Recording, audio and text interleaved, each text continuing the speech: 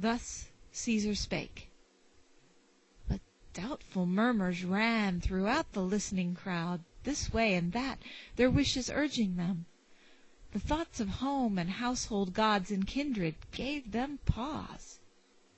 But fear of Caesar and the pride of war their doubts resolved. Then Laelius, who wore the well-earned crown for Roman life preserved, the foremost captain of the army, spake. O greatest leader of the Roman name, if 'tis thy wish the very truth to hear, 'tis mine to speak it. We complain of this, that gifted with such strength thou didst refrain from using it. Hadst thou no trust in us? While the hot life-blood fills these glowing veins, while these strong arms avail to hurl the lance, wilt thou make peace and bear the Senate's rule? Is civil conquest then so base and vile? Lead us through Scythian deserts, lead us where the inhospitable Syrtes line the shore of Afric's burning sands, or where thou wilt.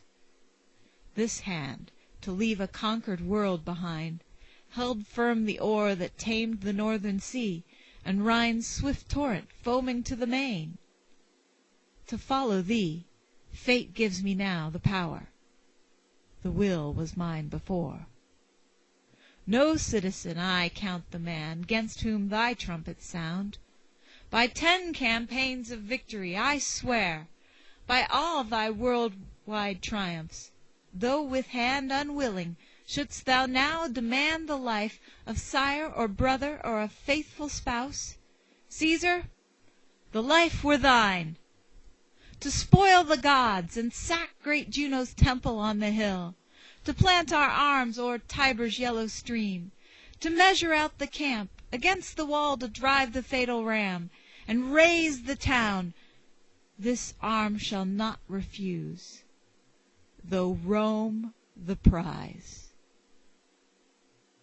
His comrades swore consent with lifted hands, and vowed to follow wheresoe'er he led. And such a clamor rent the sky as when some Thracian blast on Ossa's pine-clad rocks falls headlong, and the loud re-echoing woods, or bending or rebounding from the stroke, in sounding chorus lift the roar on high. When Caesar saw them welcome thus the war, and fortune leading on, and favoring fates, he seized the moment, called his troops from Gaul, and breaking up his camp, set on for Rome. The tents are vacant by Lake Leman's side. The camps upon the beetling crags of Vosges no longer hold the warlike Lingon down, fierce in his painted arms. Isere is left, who past his shallows gliding, flows at last into the current of more famous Rhone, to reach the ocean in another name. The fair-haired people of Cevenus are free. Soft Aude, rejoicing, bears no Roman keel, nor pleasant Var. Since then Italia's bound. The harbor sacred to Alcides' name, where hollow crags encroach upon the sea, is left in freedom. There nor Zephyr gains nor Caurus access, but the Circean blast forbids the roadstead by Menacus' hold. And others left the doubtful shore, which sea and land alternate claim, whene'er the tide pours in amain, or when the wave rolls back. Be it the wind which thus compels the deep from furthest pole, and leaves it at the flood, or else the moon that makes the tide to swell, or else, in search of fuel for his fires, the sun draws heavenward the ocean wave. Whate'er the cause that may control the main, I leave to others. Let the gods, for me, lock in their breasts the secrets of the world. Those who kept watch beside the western shore have moved their standards home. The happy Gaul rejoices in their absence. Fair Garonne through peaceful meads glides onward to the sea, and where the river broadens 'neath the cape, her quiet harbor sleeps. No outstretched arm, except in mimic war, now hurls the lance. No skilful warrior of Sen directs the scythed chariot 'gainst his country's foe. Now rest the Belgians and the Arvernian race that boasts our kinship by descent from Troy, and those brave rebels whose undaunted hands were dipped in Cotta's blood, and those who wear Sarmatian garb. Batavia's warriors fierce no longer listen for the bugle call, nor those who dwell where Rhone's swift eddies sweep Saone to the ocean, nor the mountain tribes who dwell about its source. Thou too, O Treves, rejoices that the war has left thy bounds. Ligurian tribes, now shorn, in ancient days first of the long-haired nations, on whose necks once flowed the auburn locks in pride supreme, and those who pacify with blood accursed savage Teutates, Hesus' horrid shrines, and Taranis' altars, cruel as were those loved by Diana, goddess of the north. All these now rest in peace. And you, ye bards, whose martial lays send down to distant times the fame of valorous deeds in battle done, pour forth in safety more abundant song. While you, ye druids, when the war was done, to mysteries strange and hateful rites returned. To you alone 'tis given the gods and stars to know or not to know, secluded groves your dwelling place, and forests far remote. If what ye sing be true, the shades of men seek not the dismal homes of Erebus or death's pale kingdoms, but the breath of life still rules these bodies in another age, life on this hand and that, and death between. Happy the peoples 'neath the northern star in this their false belief. For them no fear of that which frights all others. They with hands and hearts undaunted rush upon the foe, and scorn to spare the life that shall return.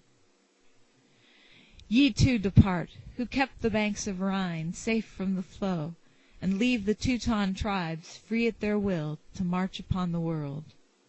Caesar, with strength increased and gathered troops, new efforts daring, spreads his bands afar through Italy and fills the neighboring towns. Then empty rumor to well-grounded fear gave strength, and heralding the coming war in 100 voices midst the people spread. One cries in terror, "Swift the squadrons come where Nar with Tiber joins, and where in meads by oxen loved Mavania spreads her walls." Fierce Caesar hurries his barbarian horse. Eagles and standards wave above his head, and broad the march that sweeps across the land. Nor is he pictured truly. Greater far, more fierce and pitiless, from conquered foes advancing, in his rear the peoples march, snatched from their homes between the Rhine and Alps to pillage Rome while Roman chiefs look on. Thus each man's panic thought swells rumor's lie. They fear the phantoms they themselves create. Nor does the terror seize the crowd alone, but fled the fathers, so the consuls first issuing their hated order, as for war. And doubting of their safety, doubting too where lay the peril, through the choking gates, each where he would, rushed all the people forth. Thou wouldst believe that blazing to the torch were men's abodes, or nodding to their fall. So streamed they onward, frenzied with affright, as though in exile only could they find hope for their country. So when southern blasts from Libyan whirlpools drive the boundless main, and mast and sail crash down upon a ship with ponderous weight, but still the frame is sound, her crew and captain leap into the sea, each making shipwreck for himself. 'Twas thus they passed the city gates and fled to war. No aged parent now could stay his son, nor wife her spouse, nor did they pray the gods to grant the safety of their fatherland. None linger on the threshold for a look of their loved city, though perchance the last. Ye gods, who lavish priceless gifts on men, nor care to guard them. See victorious Rome, teeming with life, chief city of the world, with ample walls that all mankind might hold, to coming Caesar, left an easy prey. The Roman soldier, when in foreign lands, pressed by the enemy, in narrow trench and hurried mound, finds guard enough to make his slumber safe. But thou, imperial Rome, alone on rumor of advancing foes, art left a desert, and thy battlements they trust not for one night. Yet for their fear this one excuse was left: Pompeius fled. Nor found they room for hope, for nature gave unerring portents of worse ills to come. The angry gods filled earth and air and sea with frequent prodigies. In darkest nights strange constellations sparkled through the gloom. The pole was all afire, and torches flew across the depths of heaven. With horrid hair a blazing comet stretched from east to west and threatened change in kingdoms. From the blue pale lightning flashed, and in the murky air the fire took divers shapes. A lance afar would seem to quiver, or a misty torch. A noiseless thunderbolt from cloudless sky rushed down, and drawing fire in northern parts, plunged on the summit of the Alban Mount. The stars that run their courses in the night shone in full daylight, and the orbed moon, hid by the shade of earth, grew pale and wan.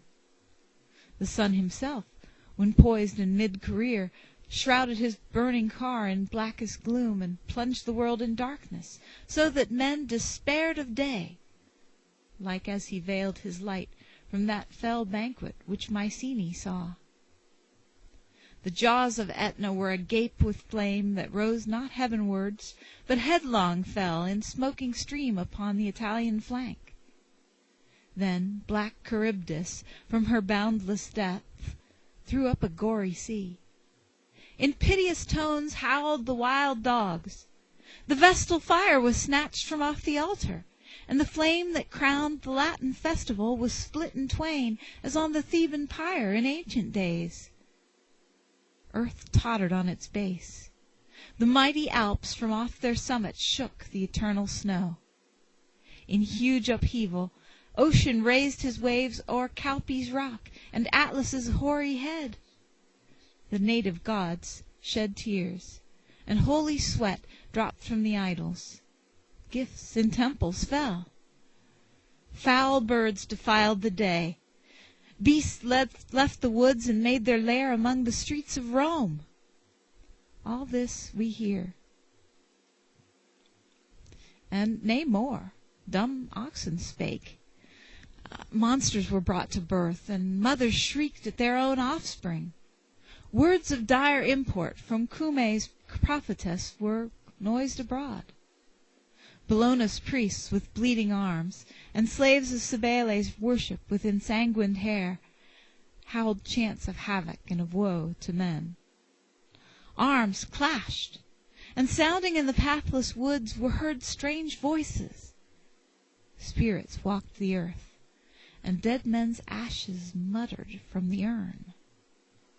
Those who lived near the walls desert their homes, for lo, with hissing serpents in her hair, waving in downward whirl a blazing pine, a fiend patrols the town, like that which erst at Thebes urged on Agave, or which hurled Lycurgus' bolts, or that which as he came from Hades seen, at haughty Juno's word, brought terror to the soul of Hercules. Trumpets, like those that summon armies forth, were heard re-echoing in the silent night. And from the earth arising, Sulla's ghost sang gloomy oracles, and by Anio's wave all fled the homesteads, frighted by the shade of Marius waking from his broken tomb. In such dismay they summon, as of yore, the Tuscan sages to the nation's aid. Arruns, the eldest, leaving his abode in desolate Lucca, came, well versed in all the lore of omens, knowing what may mean the flight of hovering bird, the pulse that beats in offered victims, and the levin bolt. All monsters first, by most unnatural birth, brought into being, in accursed flames, he bids consume. Then round the walls of Rome each trembling citizen in turn proceeds. The priests, chief guardians of the public faith, with holy sprinkling purge the open space that borders on the wall. In sacred garb follows the lesser crowd. The vestals come, by priestess led, with laurel crown bedecked, to whom alone is given the right to see Minerva's effigy that came from Troy. Next come the keepers of the sacred books and fate's predictions, who from Almo's brook bring back Cybele laved. The augur, too, taught to observe sinister flight of birds, and those who serve the banquets to the gods, and Titian brethren, and the priest of Mars, proud of the buckler that adorns his neck. By him the flamen, on his noble head that cap of office. While they tread the path that winds around the walls, the aged seer collects the thunderbolts that fell from heaven, and lays them deep in earth, with muttered words naming the spot accursed. Next a steer, picked for his swelling neck and beauteous form, he leads to the altar, and with slanting knife spreads on his brow the meal, and pours the wine. The victim's struggles prove the gods averse. But when the servers press upon his horns, he bends the knee and yields him to the blow. No crimson torrent issued at the stroke, but from the wound a dark and poisoned stream ebbed slowly downward. Aruns, at the sight, aghast, upon the entrails of the beast, essayed to read the anger of the gods. Their very color terrified the seer.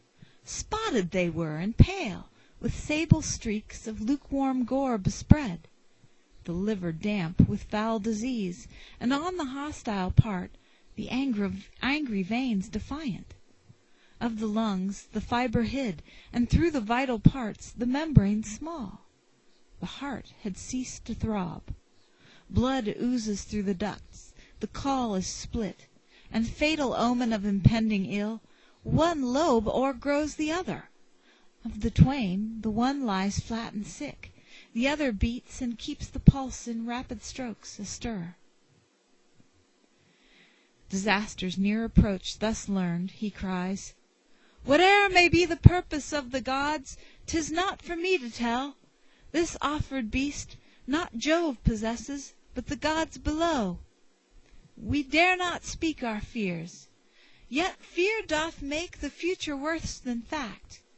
May all the gods prosper the tokens, and the sacrifice be void of truth, and Tages, famous seer, have vainly taught these mysteries." Such his words, involved, mysterious. Figulus, to whom, for knowledge of the secret depths of space, and laws harmonious that guide the stars, Memphis could find no peer, then spake at large.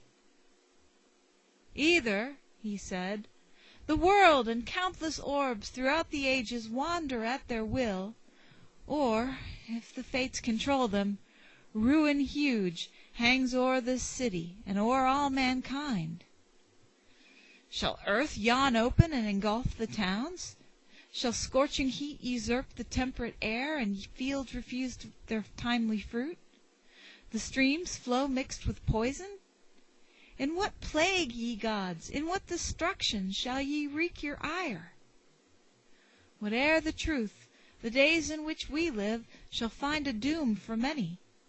Had the star of baleful Saturn, frigid in the height, kindled his lurid fires, the sky had poured its torrents forth as in Deucalion's time, and whelmed the world in waters. Or if thou, Phoebus, beside the Nemean lion fierce, wert driving now thy chariot, flames should seize the universe, and set the air ablaze. These are at peace. But Mars, why art thou bent on kindling thus the scorpion, his tail pretending evil, and his claws aflame?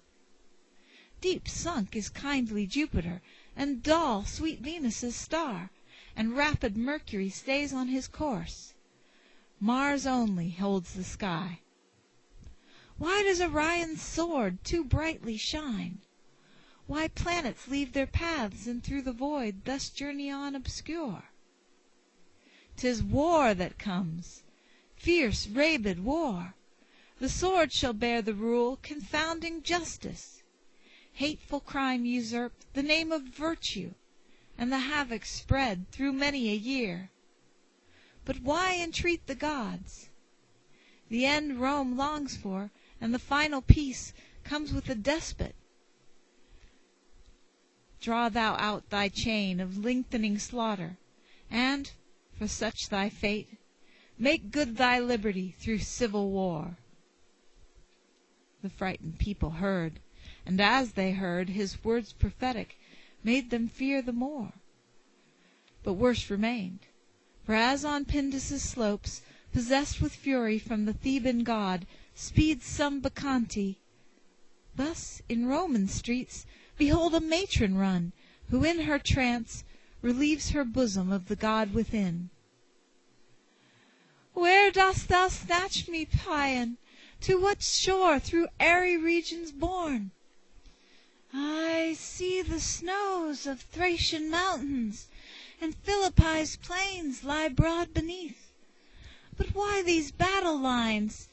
No foe to vanquish. Rome on either hand? Again I wander 'neath the rosy hues that paint thine eastern skies, where regal Nile meets with his flowing wave the rising tide. Known to mine eyes that mutilated trunk that lies upon the sand. Across the seas, by changing whirlpools, to the burning climes of Libya borne, again I see the hosts from Thracia brought by fate's command. And now thou bear'st me o'er the cloud-compelling Alps and Pyrenean summits, next to Rome. There, in mid-senate, see the closing scene of this foul war, in foulest murder done. Again the factions rise, through all the world once more I pass. But give me some new land, some other region, Phoebus, to behold, washed by the Pontic billows, for these eyes already once have seen Philippi's plains. The frenzy left her, and she speechless fell. End of Book 1.